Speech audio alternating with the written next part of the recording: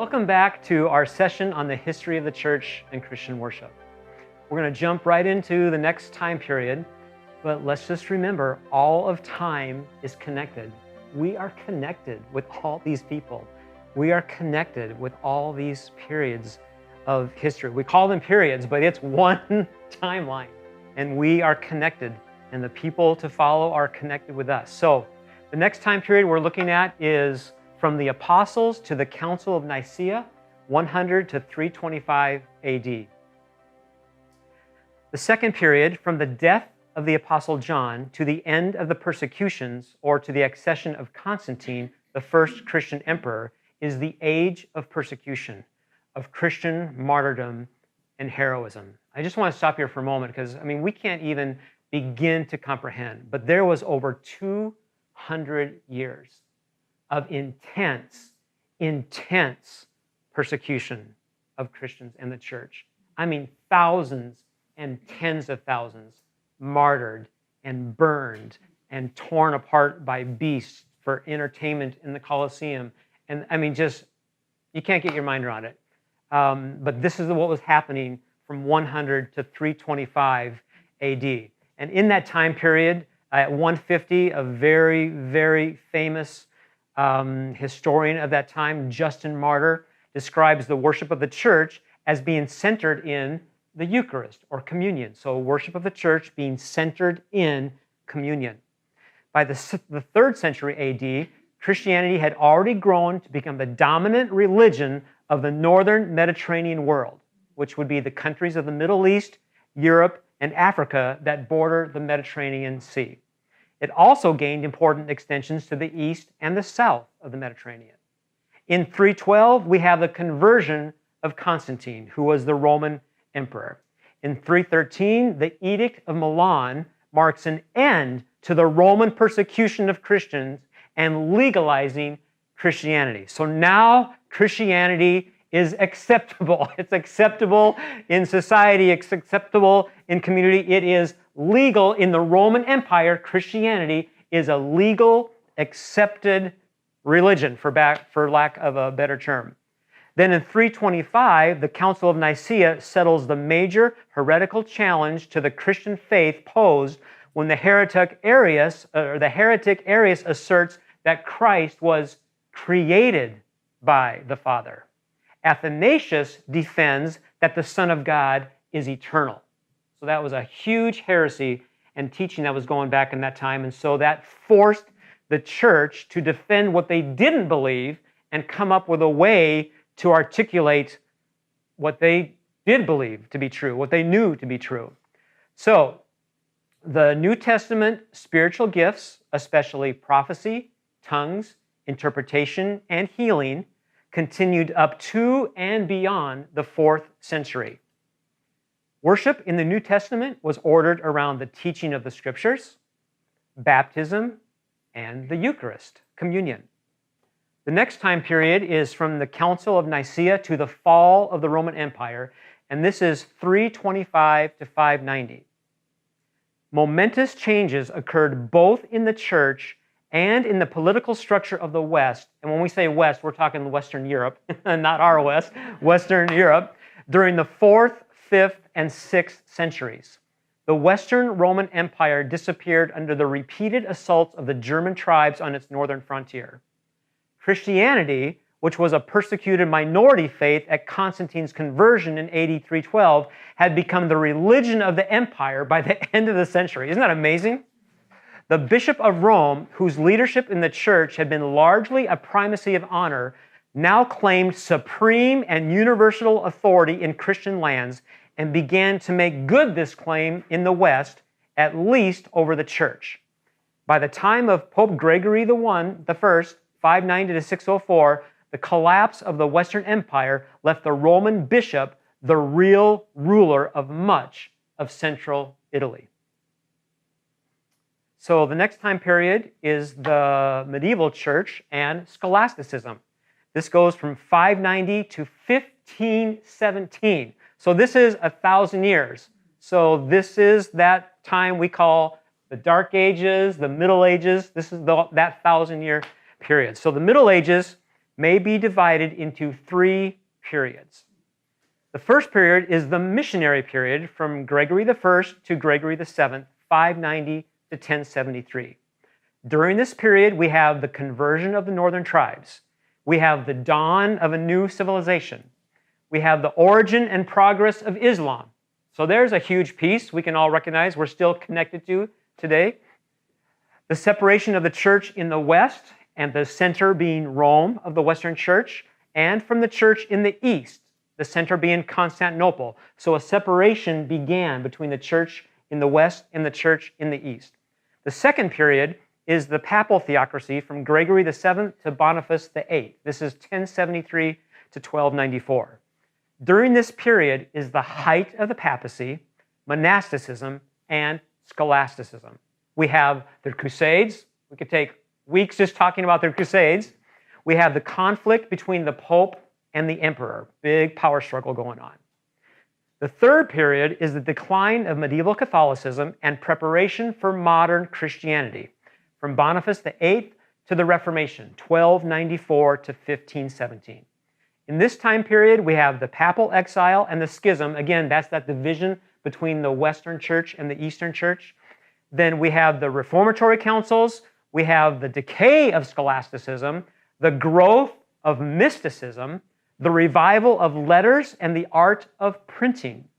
We have the discovery of America. Hey, we're starting to see a little of our history closer to us. We have the forerunners of Protestantism and the dawn of the Reformation. And that brings us to the Reformation, 1517 to 1648. Next to the introduction of Christianity, the Reformation of the 16th century is the greatest event in history. It marks the end of the Middle Ages and the beginning of modern times. Starting from religion, it had directly or indirectly a massive impact on every part of society and made the Protestant church the chief propelling force in the history of modern civilization. In 1517 is when Martin Luther nails his 95 Theses to the door of the Roman Church in Wittenberg. So Martin Luther was a Catholic priest, and he was just starting to see all of these ways that the relationship with God was in the mouths and, well, let's just say religion was in the mouths and in the hands of the leaders, the church leaders, the priests. And there was other things that was happening in the leadership there, and that was impacting people. And so Luther just became so burdened that he put his life on the line and pounded this 95 Theses to the door of the Roman Church in Wittenberg. The result was a rebirth of preaching and a reestablishing of direct connection from the people to God. In 1529, the Church of England begins pulling away from Rome. Missions expands and Bible translations begin. In the 1600s, we have the colonization of North America. We'll talk about that time period again at the end of this. The next time period is the Enlightenment, from 1648 to 1789. While the Reformation is one of the most far-reaching influences of God, the Enlightenment is one of the most far-reaching influences of man. The Enlightenment, also known as the Age of Reason, was a time when man began to use his reason to discover the world, casting off the superstition and fear of the medieval world. The effort to discover the natural laws which govern the universe led to scientific, political, and social advances. Enlightenment thinkers examined the rational basis of all beliefs, and in the process, this is huge, in the process rejected the authority of church and state. Now, casting off superstition and fear is certainly a good thing, and there's plenty of evidence that the church and the state abused their authority. But the unintended consequence of the cultural-wide shift in making logic and reason primary is that we have sucked out the mystery of God, the mystery of his nature, and the mystery of his work. If a person chooses to believe in God or not to believe in God these days, it is a result of which one appeals more to their rational thinking. I had a conversation just 3 weeks ago with a high school student, 15-year-old young man. And in the conversation, it came up that he considers himself to be an atheist, zero belief in God. And so I asked him, I said, do you mind sharing with me how you came to that conclusion? He said, yeah, 2 things. First of all, I only believe in what science can prove. If science can't prove it, I don't believe it. Logical and rational thinking. If it can't be proven in a court of law, I don't believe it. Second thing was, he said, one time I heard a person say, if there was a God, if there was one God, then there wouldn't be all these religions. He's like, that made sense to me. That appeals to my logic. That appeals to my rationale. If there was one God, there wouldn't be all these religions. So those are the 2 things. That's what he bases his entire belief on, those 2 things, and therefore he is an atheist. But this is what has happened in this shift that happened in the Enlightenment period. And that brings me to something I want to share about the word theology. Even this session, when it's used for a college course, is probably going to be called Theology of Biblical Worship or Theology of Christian Worship. So the word theology, for me, has become a double-edged sword. Because on the one edge, God, our Creator, and God, our Redeemer, has invited us into restored relationship with Him. And so it is good and proper and right for us to try to understand who this God is as much as we can and study and learn and see what He says about Himself in the Scriptures, and then try to be able to articulate that in a way that people can relate to. So that is the edge of theology that is like, yes, we need it. We have to have it. We've got to be able to articulate it. But the other edge of the sword is this. There is no human mind that can comprehend the nature of God or the work of God. I am sure you, just like me, have had those times where you're trying to wrap your mind around so many things about who God is and what He does, and it's just like, you know it's beyond you. You know it's beyond you. And so therefore, there are no human words that can adequately describe or explain the nature of God or the work of God. He is the greatest reality wrapped in mystery. His nature and His work is mystery. And on one hand, it's not that far of a reach, because if you even just think too long just about your own being, that's pretty mysterious. How what we call thoughts and how what we call emotions interacts with what we call this body. And we try to compartmentalize them. But when you meditate on it, I'm trying to avoid using the word think. when you meditate on it or give it some attention, this is like, wow, how is this all happening? I mean, it's mystery. So I just want to encourage you. I want to encourage you to just hold anything you think you know about God just loosely. There are some things about the nature of God and the work of God that we know to be true. But in our attempt to try to explain everything, we also come up with all kinds of things that sound good in different kinds of settings, and people gather around those groups of beliefs.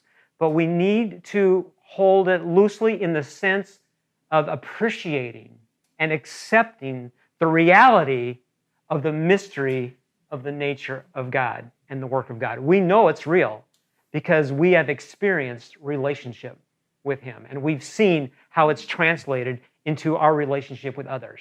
But it's still mystery. So in this time period of the Enlightenment, we have the American and French revolutions. We have the Great Awakening. And a part of this Great Awakening, we have Jonathan Edwards, George Whitefield, John and Charles Wesley, who were the fathers of the Methodist Church. And so we have Methodism, we have the Quakers. So that was all happening in this time period. Now in the modern church, 1789 to 1970, we have the scientific study of the Bible, okay, rationale and logic. We have the Christianizing of the American frontier. We have worldwide missions and Pentecostal churches.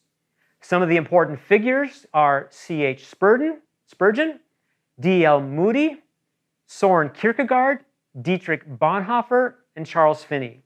Some of the important events, documents, and movements are the Second Great Awakening of the 1820s, Liberation Theology, First Vatican Council of 1869 to 1870, the Second Vatican Council, 1962 to 1965, and Charismatic or Pentecostalism. We also had some revivals and awakenings in this time period, the Prayer Revival of 1857, the Welsh Revival of 1904, the Missionary Awakening of 1880, the Azusa Street Revival of 1906, the East African Revival of 1929. So God is moving, always moving everywhere. Then we come to the postmodern church, 1970 to the present. Here's some movements and issues. Please be curious and go look up more about these. Postmodernism, the Jesus movement of 1971, the third wave charismatic renewal, relativism, the new perspective on Paul, the emerging church, the Vineyard movement, open theism, house churches. So here's our time periods. Now we're going to start to make some connections here as we wrap this up. I'm going to put a phrase up here, American Revival Worship. So this is a phrase we're going to use to describe what has happened in the last couple hundred years, and I'm going to connect these time periods. These three, the Reformation, the Enlightenment, and the Christianizing of the American frontier during the modern church age. I'm going to make some connections and begin to apply it to what worship is life is saying. The Reformation of the 1500s brought an emphasis on the Word of God and a rebirth of preaching. But also with the Reformation came an explosion of denominations as various leaders found their voices in the midst of not only the changes in worship within the church, but also the changes in how society viewed God as a result of the Enlightenment, the age of reason and logic. As these changes, watch this, as these changes moved west to America, followed by settlers moving farther west, a new pattern developed, which we identify as the revival meeting movement. The long-established model of a community gathering to worship God changed to an intense desire to see individual conversions now that people needed to be convinced of God in a world of rationale. This movement was led by the likes of Charles Finney and D.L. Moody, great evangelists, great preachers going on during the frontier movement. One of the primary means these evangelists used to draw crowds was to direct their music leaders to use the music style of the times to bring the people in. Sound familiar? So they started way back then using the attraction model. How do we get people to these meetings so we can convince them of their need of God? That's been happening ever since, and it's just the progression of the Reformation into the Enlightenment and into this frontier movement, and now we have not ventured far from this approach. Except now we have come to the place where we've actually labeled the music time as the worship time, and then follow that up with a message to convince people they need to know, love, and serve God. While this model has certainly bore much fruit over the last couple hundred years, I believe we've reached a point where some unintended consequences are catching up with us. And once again, we need God to help us take His ancient truths and tell them in a fresh way so we can maximize our potential for growing His kingdom. And this is Worship is Life.